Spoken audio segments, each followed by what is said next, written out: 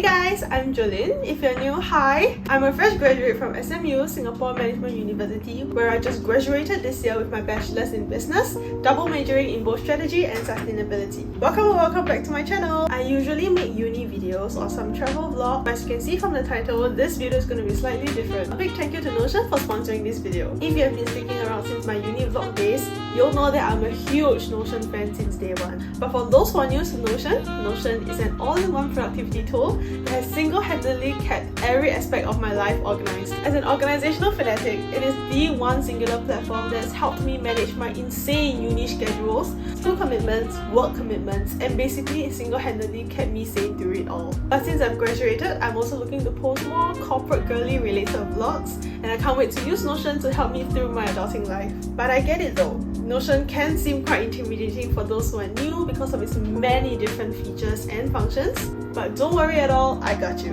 I'm going to share with you some free Notion templates that I personally use. It is completely free to use, and feel free to download it using the link in my description box below. So in this video, I'm going to very quickly walk you through how to use the templates and a basic tutorial of all my favorite top tips and features so that you can jump straight into using it hassle-free. Especially for those who are heading back to school. If you'd like to see more of me, do feel free to follow me on my Instagram and comment down below or in my DMs if you have any content suggestions you'd like to see in this channel in the future. So without further ado, let's hop right straight into my top Notion tips. Alright, let's dive right in. So when you download the template from my link, which will be in my description box below, you'll come to this home page where I labeled it as Jolynn's Little Life. You can feel free to customize literally anything on this page and all the little sub pages which I'll bring you through later. So you can start with the banner. You can change the cover to any color. You can even upload your own pictures, or you can Google. So for example, if you don't want the sunset, you can change it to, let's say, a forest view and simply just replace it like this. And then you can even reposition it, drag it up and down, just depending on what you prefer. So it's very customizable. Same thing, an icon here, you can choose whatever emoji you would like. I just chose this one, then labeled it as Jolynn's Little Life. It can be anything, it can just be my little life, anything you prefer. So my preference would be to have my weekly agenda at the main page. So whenever I open my Notion, I know exactly what's going on that week.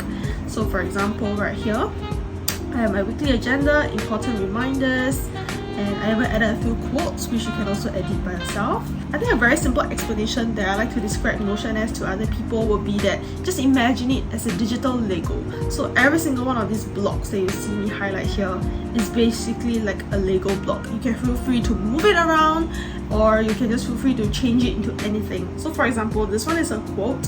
I just gotta press it. I can turn it into like a numbers list, okay, or even I can turn it into, I can basically turn it into anything, a to-do list. So it is really a Lego block of anything you want it to be. So if you look across the weekly agenda, you can very clearly see Monday to Sunday. This is a page where I like to manually add in different things that I have each week on a Sunday when I do my Sunday reset based on my Google Calendar. For example, I can include a medical appointment for my most important tasks, and then a to-do list of what I have to do that day.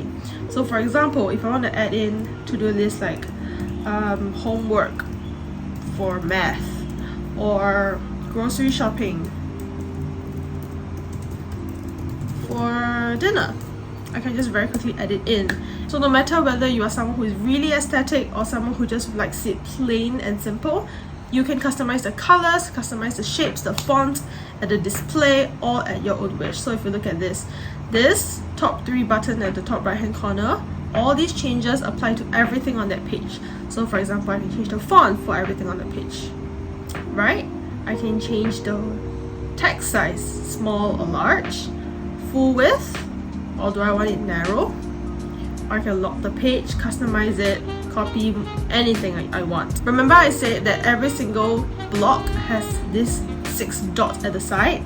These are what controls what you do to each of these Lego blocks. So for example, you can delete it, duplicate it, you could turn it into, and then there'll be a whole list of anything that you can turn it into. You can turn it into different headings. Heading 1 to 3 is basically big to small. You can turn it into a new page on its own. You You can turn it into a to-do list, which I really love that they have a small description at the side so that it makes it so much more user-friendly. Bulleted list, number list, toggle list. Okay, toggle list is a really good one for study, which I'll go through it later. You can add it into a code. Personally, I don't code, so if you do, this could be really useful to you. You can add it as a quote, a call-out box, etc, etc. So you can even sync the boxes in different pages, so you don't have to keep editing the same thing over and over again. So as you can see here, there are 3 different columns in one page, which is also simply done just by clicking any of these one box and then turning it into, at the bottom here, 2 columns, 3 columns, 4 columns, or even 5. And if you continue to look at the bottom here, there is color. So this is where I change the colors. These ones are where you change the color of the text in itself, and these ones are the one where you color the entire block. So for example, this one is colored in pink, whereas this one, the one on Friday, the whole block is colored. Just go to color, and the background is blue. I can simply change it to brown if I would like. So it is really completely up to you. If you want to be a monochrome babe, change it to just gray and white. It is completely up to you. If you want an aesthetic Barbie pink, you can also change it all to pink. So if you continue your way down, you can see that I created a gallery view of 4 different pages: home, content creation, school, and mindfulness. So let me walk you through very quickly each one of these pages and how they have helped me. So firstly, let's go into home. You can expand or close the page, depends on what you want. Do you want a peek view, or would you like a full page? Let me just use it as a full page. So for home, you can have groceries. You can also help you organize what are the things you want to buy, or some electricity bills that are coming up. If you want to write them down, there is just a lot of different things that you can do. So some functions that I think that's really beneficial for me as a content creator is to track my content progress. So there's this little function called the board view. So how do you create a board view is to put a backslash first, and then they have a whole list of all the different blocks you can create into. So they label it as basic blocks, which is the sum of the things that I went through earlier. You can create a table, divider, a call out, which was what I was explaining earlier. They even have Notion AI now, so you can even ask Notion, hey, could you give me some ideas for content creation? In fact, let's do it right now. So we can ask, brainstorm some YouTube video ideas for a new corporate group. Then I think very conveniently, Notion AI will just list down all the ideas that they have, which I think it's amazing to have it as an inbuilt function, because from then I can just straight away either keep or discard and then make use of the details inside. But if you're not satisfied with Notion AI, you can always discard it or to just ask it to try it again. So I think it's very simple, very straightforward. As much as Notion can seem very daunting with so many functions, I think it is really very straightforward. Personally, I feel like the database part is most worthwhile for you to explore because it can really be super helpful in an entire platform. So how I use this to track my content progress is to have a not started brand deals that I'm currently in progress of doing, and things that I'm done for the month. So if you want to add anything, you can just press plus new and then add filmer back to school or vlog, for example. Enter. And literally that's it. So let's say I'm in the progress of filming it, I'm still editing it, I can just drag and drop, and when I'm done I can just move it over here. That is all. Moving on to the third page, which is school, which I think is the most beneficial to me so far, other than the weekly agenda, is that I keep all my academic notes in one page. So of course I don't only have 2 modules per school year, I'm just putting them right here for example. And then it is also where I use to prep all my interview preparations. So for example, let me walk you through business law. These are some of the content that I extracted as an example. So this is where the toggle tool is so vital to me. One study technique that I swear by that really helped me through my uni is active recall. So instead of just reading your notes again and again, what I do is to look at the content and force myself to think of questions that could make me recall the content that I studied. So for example here, what are the 3 requirements that must be met in order to form a contract? So instead of saying, oh, a contract must be formed by ABC, ABC, ABC, I ask myself in the form of a question. So when I read this, I think to myself, okay, what are the 3 requirements? And then I press the toggle button, X, Y, Z. If I'm correct, what I do is I just close it, I just ignore it. But if I were to get it wrong, for example, what is the difference between offer and invitation to a treat? And their examples. If I cannot say it out loud to myself, which means I'm definitely unfamiliar with the content, what I'll do is to open and be like, okay, so these are the two that I need to take note of. And then I will move the color to red. Red being extremely unclear, and I definitely have to revise these days before the exam. But if I only miss out one point or I only remember half of it, I will change it to yellow. So next time when I come into this set of notes to revise, I'll look at all the questions that I have and jump straight into those that I'm not familiar with, so that I don't keep revising the things that I already know.